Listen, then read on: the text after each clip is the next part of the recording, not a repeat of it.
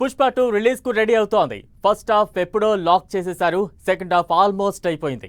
అయితే Pushpa 2 background music నుంచి Devi Sri ప్రసాద్ను తప్పించారని Thaman చేస్తున్నాడంటూ social మీడియాలో రచ్చ జరుగుతోంది. దీనిపై థమన్ క్లారిటీ ఇవ్వగా ఆయన మాటలతో దేవి ఫీల్ అయ్యాడట. ఇంతకీ థమన్ ఏం చెప్పాడు? డీఎస్పీ ఎందుకు ఫీల్ అయ్యారు?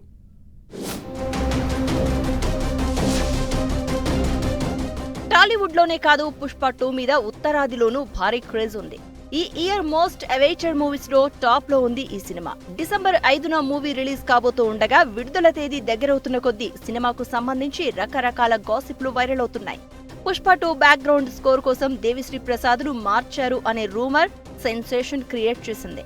అనుకున్న టైంకు మూవీని రిలీజ్ చేయాలని ఓవైపు షూటింగ్, మరోవైపు పోస్ట్ ప్రొడక్షన్ వర్క్ వేగంగా చేయిస్తున్నారు సుకుమార్.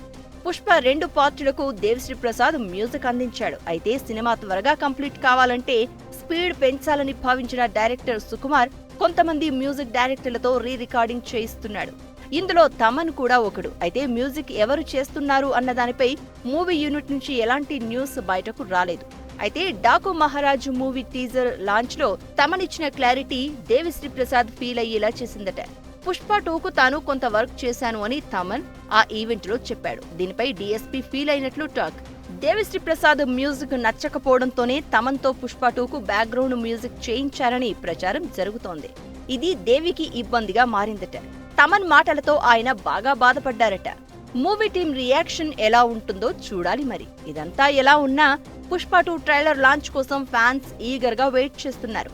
2.5 నిమిషాల వీడియోలో పుష్పరాజ్ అరాచకం శాంపిల్ చూపిస్తారని తెలుస్తోంది.